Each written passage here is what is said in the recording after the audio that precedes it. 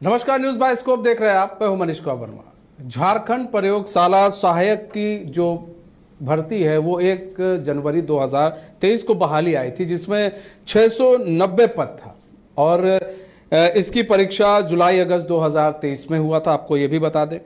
और इसके सत्यापन के लिए एग्जाम के बाद 802 लोगों को आमंत्रित किया गया था, जिसमें से 550 लोगों को 22 दिसंबर को सफल घोषित किया गया। 29 दिसंबर को इन लोगों को ज्वाइनिंग जो है लेटर भी दे दिया गया, जिसमें से 84 लोगों को पेंडिंग रखा गया। ऐसा आरोप है कुछ छात्रों का कि 84 लोगों को पेंडिंग रखा गया है।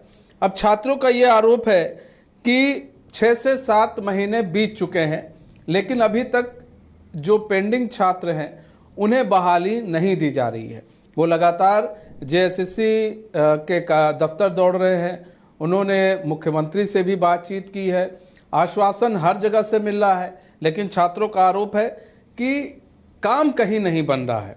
ऐसे में कुछ छात्र हमारे साथ जुड़े हुए हैं, उनसे आपका तारुफ करा देते हैं। रविश कुमार हमारे साथ जुड़े हुए हैं, अभ्यर्थी हैं। विकास तिवारी जुड़े हुए हैं, वो भी अभ्यर्थी हैं। जयंत कुमार जुड़े हुए हैं, वो भी अभ्यर्थी हैं। आप तीनों लोगों का स्वागत है। लेकिन इन सब चीज़ों के बीच में हम रविश आपके पास आएंगे।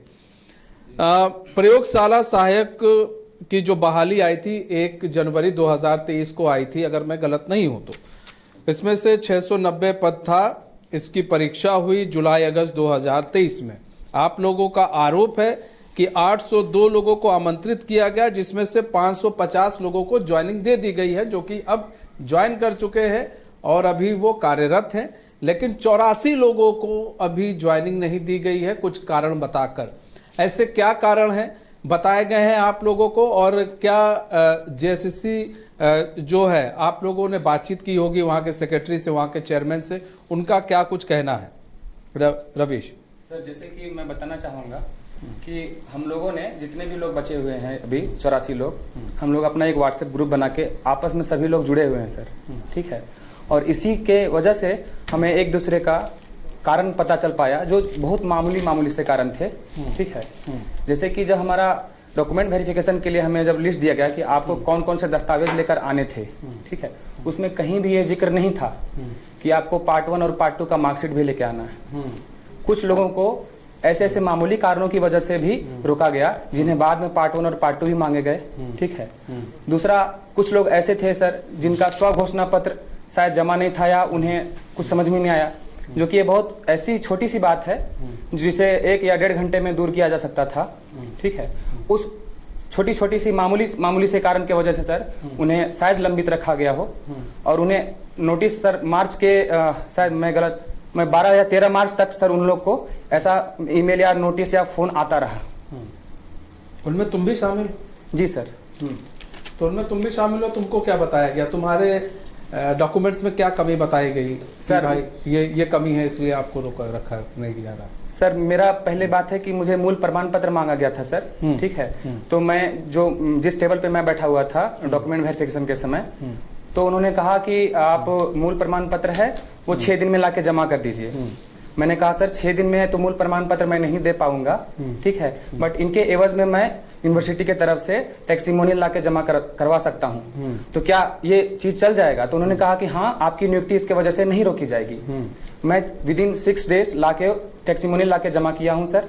लेकिन हुआ क्या कि वो उसके बाद भी मैं देखता हूं कि 29 दिसंबर को जब नियुक्ति पत्र मिला उसमें हमारा नाम नहीं था। बाद में फिर मुझे एक और मेल आया कि आप पार्ट 1 और पार्ट 2 भी लाके जमा कीजिए जनवरी के माह में सर। फिर मैं वो फिर ले जाकर स्पेशली वो भी जमा किया हूँ सर। उसके बाद से मुझे दोबारा कोई नोटिस नहीं आया है। दोबारा कोई नोटिस नहीं आया है? जी सर। विकास तिवारी, विकास, आपका क्या ज्वाइनिंग क्यों नहीं हुई और क्या कारण बताया जा रहा है और क्या आरोप है आपके? सर, एक्चुअल में मेरी जो टोटल स्टडीज है बचपन से लेकर जो भी मैंने आज तक पढ़ा है वो मेरा दिल्ली से है। तो सर मैं जनरली अभी दिल्ली में रहता हूँ, वहीं पे मेरी पूरी स्टडीज कंप्लीट हुई। तो डॉक्यूमेंट वेरिफिकेशन के दिन सर जब मैं वहाँ पे गया तो वहाँ पे जाने के बाद सर जो मेरी मार्कशीट थी वो इग्नू की है।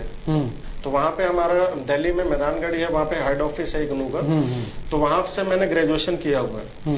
तो सर वो सेंट्रल यूनिवर्सिटी है, उनका एक पैटर्न ऐसा है कि उस पैटर्न में वो मतलब स्पेसिफिकली ये मेंशन नहीं करते कि जियोलॉजी है या बॉटनी है। जो उनका मेन सर्टिफिकेट होता है 3 साल बाद, उसमें लिखा रहता है that this person is graduated from this subject.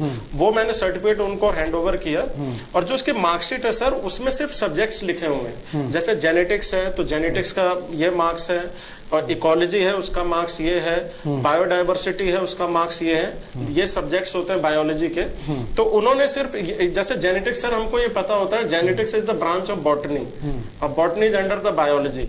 तो ये जो मेंशन होता है वो स्पेसिफिक उन्होंने सब्जेक्ट्स मेंशन किए हुए हैं। तो वहां पे सर जो हमारा डीबी ले रहे थे सर, उनसे हमने ये बोला सर जेनेटिक्स तो इसी में आता है और हमारे सर्टिफिकेट में मेंशन है। तो उन्होंने मेरे को एक शो कॉज नोटिस दिया, और उसमें इन्होंने बोला कि आप ये अपनी यूनिवर्सिटी से विद इन वीक वेरीफाई करा के लाएं।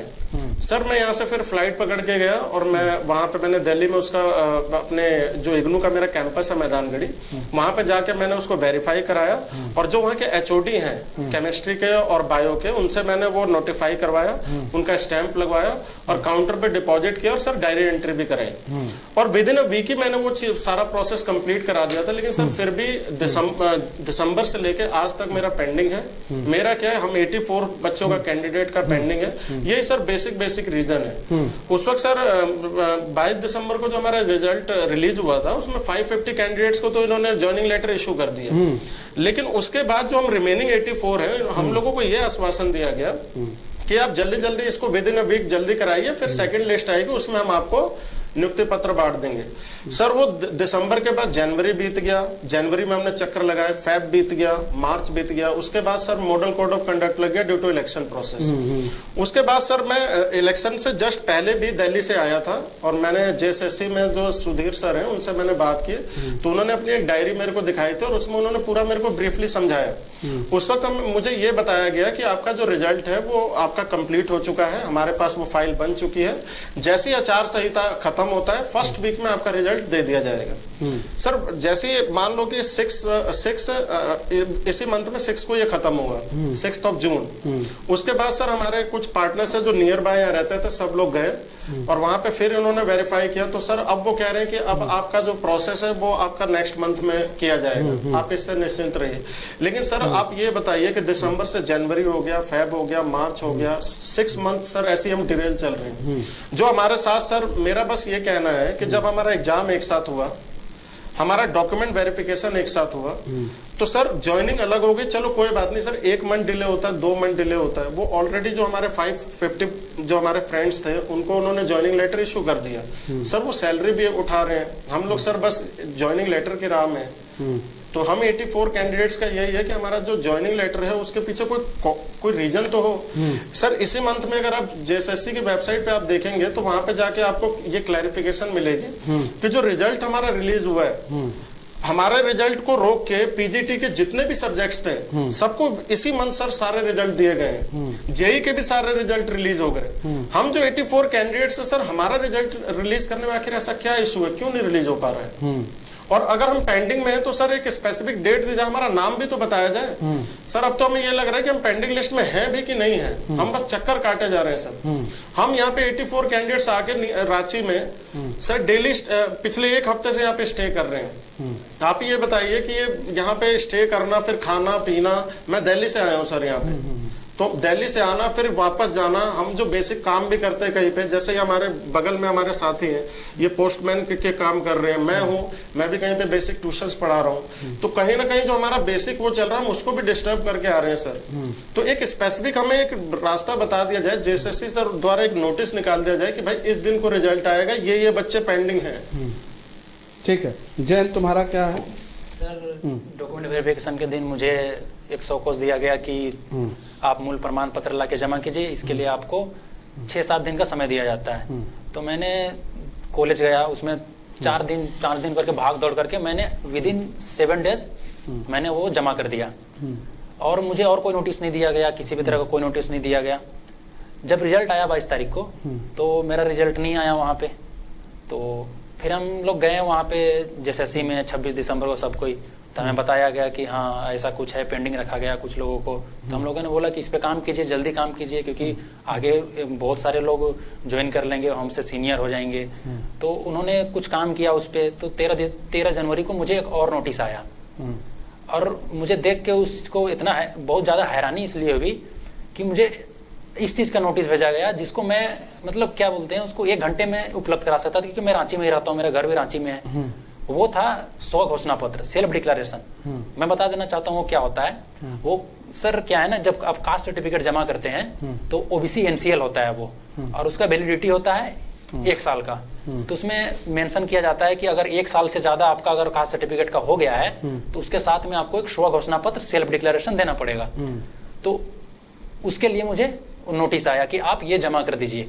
मैं बोलता हूँ ठीक है, आप इसके वजह से मुझे रोके, कोई दिक्कत नहीं है, आप रोक लिए, कोई बड़ी बात नहीं है। मगर मैं बोलता हूँ कि जब मेरा डॉक्यूमेंट वेरिफिकेशन 2 नवंबर को हुआ था, आप दिए हैं रिजल्ट 22 दिसंबर को, तो इस बीच में अगर उस चीज आपको चाहिए ही था तो उस बीच हमसे वो क्यों नहीं मांगा गया?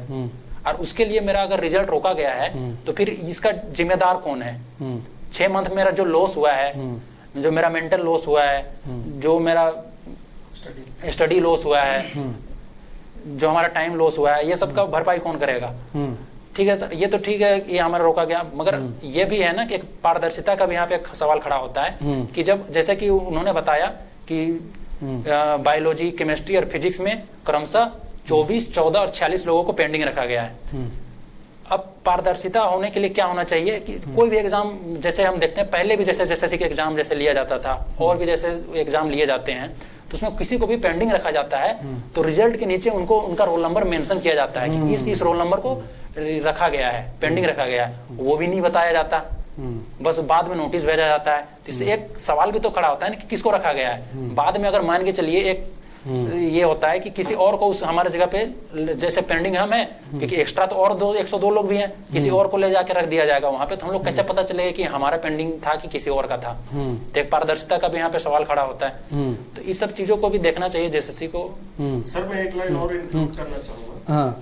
मैं ये कहना चाहता हूँ कि ठीक है, ये वैकेंसी जो थी वो 690 पोस्ट पे थी, 550 को दे दिया गया।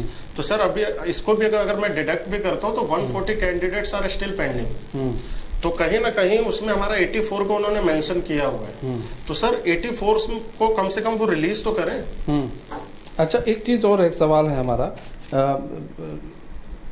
विकास, ये बताओ कि यहाँ पर जो पेंडिंग की बात आ रही है, देखो 802 लोगों को बुलाया गया था जी, बुलाया जाता है 802 लोगों को बुलाया गया था, जिसमें से 50 लोगों को नियुक्ति पत्र दिए गए, 550 को नियुक्ति पत्र दिए गए। अगर हम ऐसे जोड़े तो फिर क्या नाम है, कई लोगों को नियुक्ति पत्र नहीं दिए गए। तो उसमें जो पेंडिंग लिस्ट थी, क्या पेंडिंग लिस्ट में तुम्हारा नाम था? सर नाम कुछ नहीं है, बस उन्होंने ये बोल दिया सब्जेक्ट वाइज कि इस सब्जेक्ट्स में इतने बच्चे पेंडिंग हैं। जैसे बायोलॉजी का बताया उन्होंने, इसमें इतने पेंडिंग है। फिजिक्स का उन्होंने बताया कि इतने पेंडिंग है, और केमिस्ट्री में इतने पेंडिंग है। अगर वो सर पेंडिंग का डाटा हम कैलकुलेट करें, ऐड करें, तो उसका फाइनल सम हमारे पास 84 आ रहा है।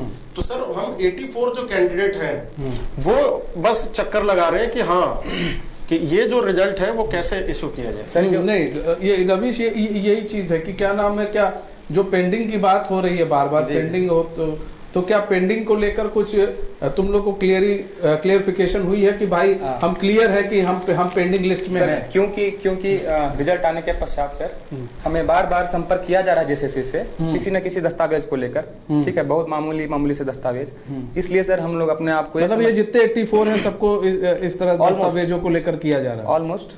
हाँ, इसी वजह से सर हम लोग अपने आप को ये मानकर चल रहे हैं कि हम लोग पेंडिंग में हैं। जेएसएससी शायद हमें कंसिडर कर रही है अभी भी, मगर एक बात की सबक, अभी भी हम लोग अंधकार में ही है कि हम लोग का पेंडिंग में है भी कि नहीं, क्योंकि वो अगर रोल नंबर अगर जारी नहीं किया, सवाल यही है कि देखिए यहाँ पर तो ये भी है कि भाई अभी तो बात की जाए, जो 802 लोगों को बुलाया गया था, यानी कि 152 लोग अगर बच रहे हैं, 140 लोग बच रहे हैं जो, तो 140 लोग अगर जो बच रहे हैं, तो फिर क्या उन 140 लोगों में और भी किसी लोगों को क्या जेएसएससी संपर्क कर रहा है कि नहीं कर रहा है? क्योंकि अब यहाँ पर तो यही नहीं समझ में आ रहा कि जिस तरह से रोल नंबर के हिसाब से हो जाता कि भाई ये रोल नंबर पेंडिंग में है, ये रोल नंबर पेंडिंग में है, तो क्या इस तरह का भी जो तुम लोग जेएसएससी के चेयरमैन से तुम लोगों ने मुलाकात की, उनके सेक्रेटरी से मुलाकात की, तो क्या उनसे तुम लोगों ने एक लिस्ट नहीं मांग ली कि सर यही बता दो कि पेंडिंग में नहीं पेंडिंग में, वरना हम लोग फिर इस तरह के चक्कर क्यों काटें? जी सर, हम लिस्ट मांगने गए थे सर। हम लोग ने जब शुरू में हम लोग बहुत परेशान हुए थे दिसंबर के माह में, तो हम लोगों ने मैडम से रिक्वेस्ट किया कि मैडम देखिए बार बार हम लोग आते हैं और क्योंकि लोगों में एक कौतूहल का विषय बना हुआ है कि हम हैं इसमें कि नहीं है, ठीक है, वो लोग खुद लोग श्योर नहीं हो पा रहे थे, तो इसमें जब लोग श्योर नहीं होते तो सर लोग ज्यादा लोग जुड़ नहीं पाते हैं। तो हम लोगों ने मैडम से रिक्वेस्ट किया, उस वक्त मधुमिता मैडम थी वहाँ पे, तो उनसे हम लोग रिक्वेस्ट किए कि मैडम एटलीस्ट पेंडिंग लिस्ट जारी कर दीजिए ताकि हम लोग आश्वस्त हो सके कि ठीक है जब भी नियुक्ति हो वो ज्वाइंट सेक्रेटरी थी जी सर उस सर। तो उन्होंने कहा कि देखो पेंडिंग लिस्ट का तुम लोग क्या करोगे, हम लोग बहुत जल्द तुम्हारा रिजल्ट ही जारी करने वाले हैं, 1 हफ्ते में रिजल्ट आ हाँ बिल्कुल हम लोग जारी करने वाले हैं, आप लोग निश्चिंत होकर जाइए, आप पेंडिंग लिस्ट का क्या करोगे, ऐसा करके सर उन्होंने हमें वहाँ पे भेज दिया। अभी सर हमारे साथ जो कुछ और भी हमारे साथ विद्यार्थी जो हैं जुड़े हुए हैं, तो उनका एक छोटा सा ये भी है सर, हम लोगों ने तीनों ने अपना अपना इशू बताया। कुछ लोग का ये भी इशू है कि सर इन लोगों को सीजीपीए सिस्टम नहीं समझ में आता है। बड़े बड़े यूनिवर्सिटी जो हैं, ठीक है, वो क्या करते हैं कि वो अपने जो बच्चों का है मार्क्स सीजीपीए सिस्टम में दे रहे हैं, उसके वजह से भी उन्हें दौड़ाया जा रहा है और स्पष्टीकरण भी ला के दिए हैं, फिर भी अब तक उनके साथ मतलब न्याय नहीं हुआ है। तो सर बेसिक जो प्रॉब्लम है ना वो सेंट्रल यूनिवर्सिटीज के मार्कशीट से लेके हैं। जैसे लेट सपोज मेरा इग्नू है वो सेंट्रल में आता है, कई बच्चे दिल्ली यूनिवर्सिटी से पास आउट है, तो उनमें भी नहीं। एक चीज अभी बताया जयंत ने, जैसे बताया कि 2 नवंबर को सर्टिफिकेट जो वहां पर वेरीफाई किया गया था जी, सबका हुआ होगा 2 नवंबर को? दो सबका नहीं हुआ था, दो दिन डेट था, किसी का 28 को हुआ था, 28 हाँ मतलब ऐसे सबका तुम लोग का भी हुआ होगा, पहले ही हुआ होगा जी, है ना? तो फिर उस वक्त तुम लोग को नहीं बताया गया था कि क्या नाम है ये प्रॉब्लम आ सकती है आगे? नहीं, वही मैं बोलना चाह रहा था, इस पे बताया था मैंने कि वो लोग को जब स्टेंट लगा कि जैसे कि मेरा मूल प्रमाण पत्र कमी था, जैसे उसको मूल प्रमाण जो ग्रेजुएशन के बाद में मिलता है, तो उन्होंने बोला कि ये आपका चाहिए, तो उन्होंने हमें टाइम दिया, 8 दिन का टाइम दिया।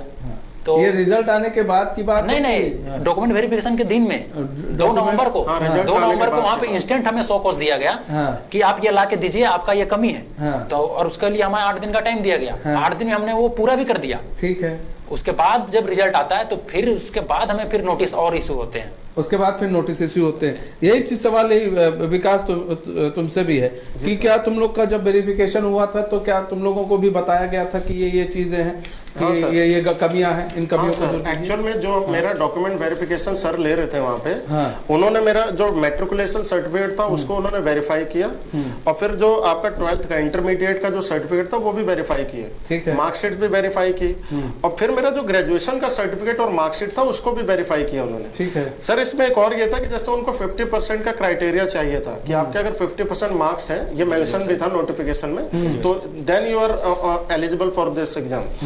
तो वो 50% में भी सर मेरा सब कुछ ओके था, बस मेरा ये था कि वहां पे जो सब्जेक्ट था वो इग्नू की जो मार्कशीट आती है सर, वो किसी के भी अगर वो ऑनलाइन भी चेक करना चाहे तो वेबसाइट पे वो सारा मेरा मार्कशीट अभी भी अवेलेबल है। उस मार्कशीट में ये प्रॉब्लम थी कि उसमें जियोलॉजी और बॉटनी स्पेसिफाइड नहीं था, बस सब्जेक्ट वाइज था, और उस जियोलॉजी और बॉटनी को उन्होंने जो उनकी मेन मार्कशीट होती है जो 3 साल बाद हमें सर मिलती है, मार्कशीट नहीं सर्टिफिकेट कहेंगे उसको, उसमें ये साफ साफ मेंशन है कि this person has been graduated from biology।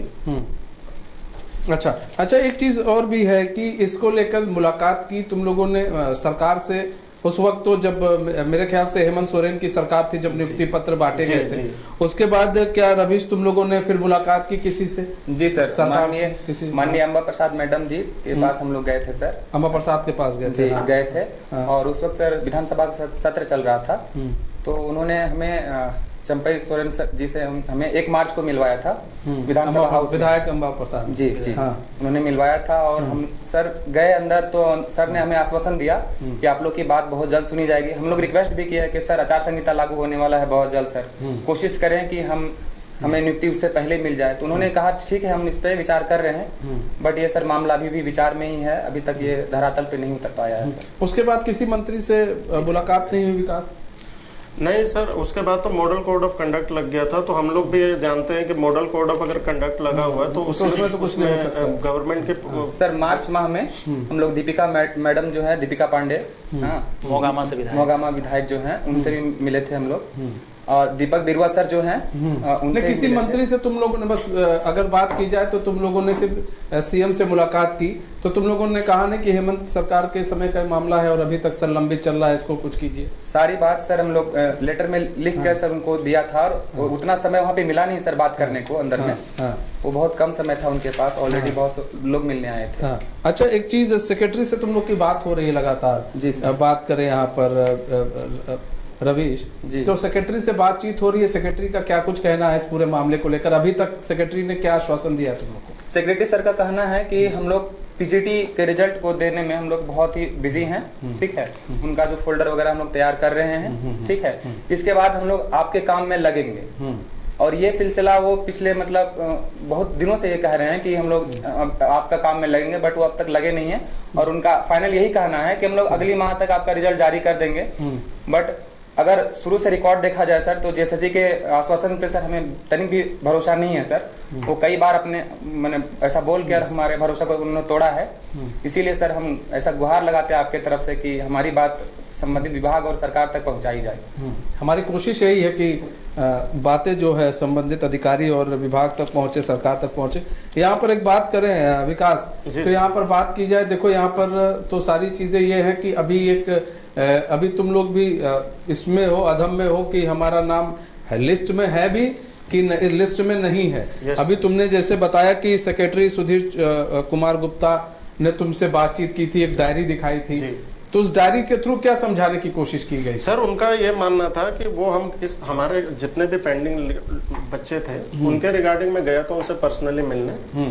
तो मैं दिल्ली से आया था सर, जब मैंने उनसे जस्ट बिफोर आपका मॉडल कोड ऑफ कंडक्ट लगने से पहले मेरी उनसे मुलाकात हुई थी।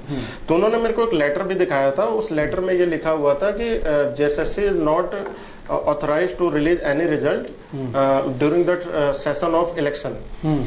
तो सर वो मैंने भी पढ़ा था, उससे उस बात से मैं भी एग्री कर रहा था कि ठीक है, मॉडल कोड ऑफ कंडक्ट लग गया तो उसमें रिजल्ट हमारा नहीं आएगा। लेकिन सर मेरे को जो उन्होंने अपनी डायरी दिखाई थी, उस डायरी को दिखाते उन्होंने मेरे को जो डाटा हम आपसे शेयर कर रहे हैं, वो डाटा उनके पास ऑलरेडी मौजूद था। उनकी डायरी में साफ साफ मेंशन था कि 690 कैंडिडेट्स के लिए ये आपका एप्लीकेशन फॉर्म आया था, उसमें 550 कैंडिडेट सिलेक्ट हुए हैं और उनको ज्वाइनिंग दे दिया गया है। सर जो रिमेनिंग पेंडिंग कैंडिडेट्स हैं उसके लिए वहां पे उनकी डायरी में लिखा था, और उस डायरी में उन्होंने साफ साफ ये लिखा हुआ था कि रिजल्ट जो है वो हमारा कंप्लीट हो चुका है।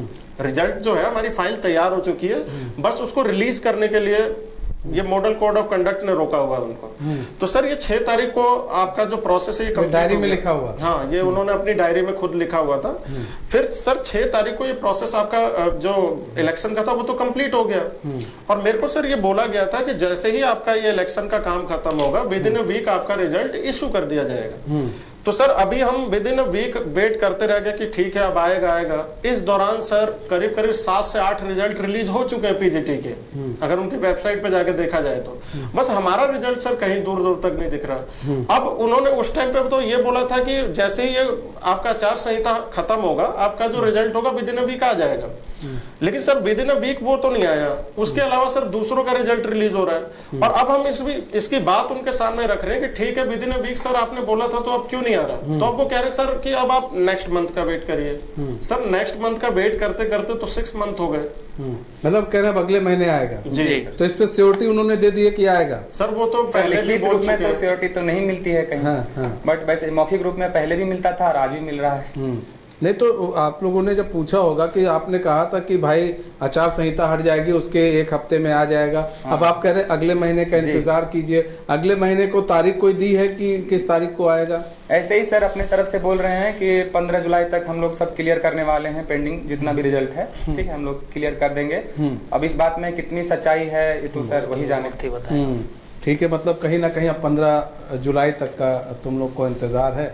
और ये भी क्या नाम है, हम भी चाहेंगे 15 जुलाई तक तुम लोग का जो भी रिजल्ट है वो जो अभी लग रहा है कि ज्वाइनिंग तुम लोग की नहीं हुई है, ज्वाइनिंग हो जाए अगर तुम लोग का उस लिस्ट में नाम हो तो।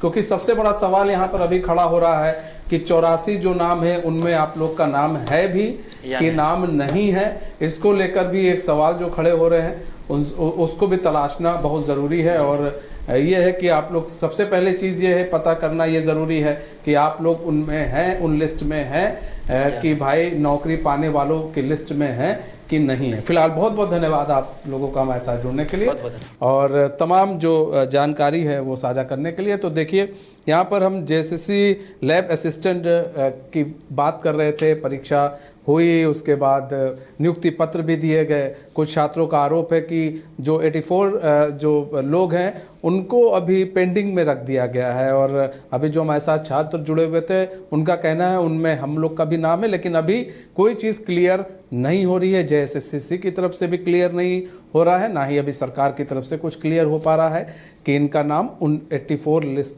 नाम में है भी कि नहीं है। और फिलहाल अभी जिन लोगों की ज्वाइनिंग बाकी है उन लोगों की ज्वाइनिंग कब होती है, जो 84 लोग हैं वो भी देखने वाली बात होगी। फिलहाल हमारे इस खास पेशकश से बस इतना ही। मुझे दीजिए इजाजत, तो खबरों के साथ बने रहने के लिए देखते रहिए न्यूज़ बाय स्कोप। नमस्कार। कमाल करते हो जी, बच्चे घूमने की इतनी जिद कर रहे हैं और तुम हो कि तुम्हें फुर्सत ही नहीं मिल रही। अब इतनी गर्मी में जाए तो जाए कहाँ? इस गर्मी में मस्ती और फन का आ गया है परफेक्ट डेस्टिनेशन वाइल्ड वादी, जहाँ है water park, bird park, flower park, trampoline park, amusement park, 250 feet लंबा, जिप लाइन और क्रिकेट स्टिमुलेशन का खूबसूरत नजारा। वाइल्ड वादी, 10 माइल चौक, रांची। वाइल्ड वादी यानी अनलिमिटेड फन और अनलिमिटेड मस्ती। 5 राज्य, 61 शहर, 150 प्रोजेक्ट और एक वास्तु विहार। नई सोच, नया घर। बनाए रखिए अपना प्यार, सेवा में है वास्तु विहार।